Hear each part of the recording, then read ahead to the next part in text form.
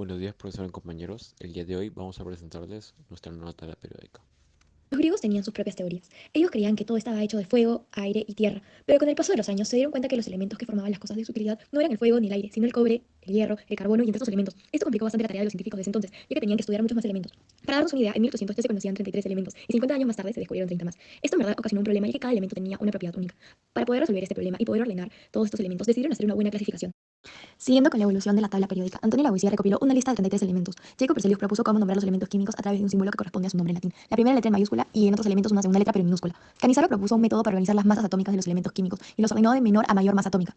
Johann Dobereiner observó que ciertas agrupaciones de tres elementos habían propiedades muy parecidas, las cuales denominó triadas. En el siglo XIX se descubrieron hasta 20 triadas. Esta clasificación fue el primer paso hacia la clasificación consistente de los elementos químicos. En 1864, John Newlands ordenó los elementos químicos en grupos de 7. Él observó que cada 8 elementos químicos compartían propiedades similares. Él creó la llamada Ley de las Octavas. En 1869, Mendeleev publicó una tabla de 63 elementos que organizaban en orden creciente a sus masas atómicas, pero respetando sus semejanzas entre sus propiedades y dejó espacios vacíos para futuros elementos químicos que se puedan descubrir. Y para finalizar, Henry Moseley concluyó que ningún elemento químico tenía el mismo número de protones.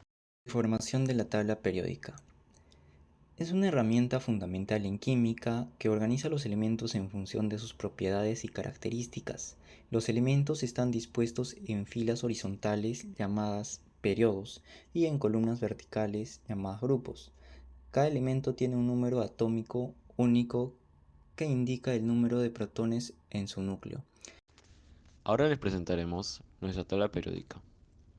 Este es el nuevo orden que le estaremos dando.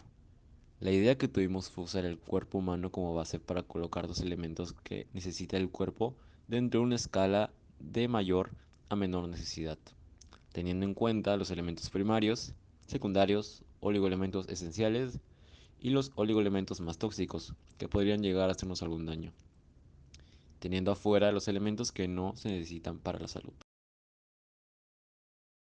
Vamos a los elementos más importantes de la medicina. El primer elemento que tenemos es el hierro. Este es esencial para la producción de hemoglobina, la proteína que transporta el oxígeno en los glóbulos rojos. Sin suficiente hierro, el cuerpo no puede suministrar este oxígeno adecuadamente en los tejidos y órganos. Una de las aplicaciones médicas es el tratamiento de la anemia, la cual se caracteriza por la disminución en la cantidad de glóbulos rojos y o hemoglobina en la sangre.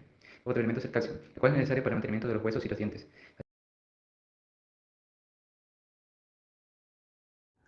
El carbono, el nitrógeno y el azufre son contaminantes clave. Las emisiones de carbono alimentan el cambio climático y los óxidos de nitrógeno y el dióxido de azufre contribuyen a la contaminación del aire y la lluvia ácida. La transición a energías renovables hace cumplir las regulaciones sobre emisiones y promover prácticas sostenibles son pasos esenciales para mitigar su impacto ambiental. Al observarla podemos concluir que es una representación organizada de todos los elementos conocidos, ordenados según su número atómico, configuración electrónica y propiedades químicas. Esta organización permite identificar tendencias y patrones en el comportamiento de los elementos, lo que facilita la predicción de propiedades de elementos desconocidos y entendimiento de la estructura atómica. En resumen, la tabla periódica es una síntesis visual poderosa que encapsula la complejidad de la química y proporciona una base sólida para el estudio y la comprensión de la materia.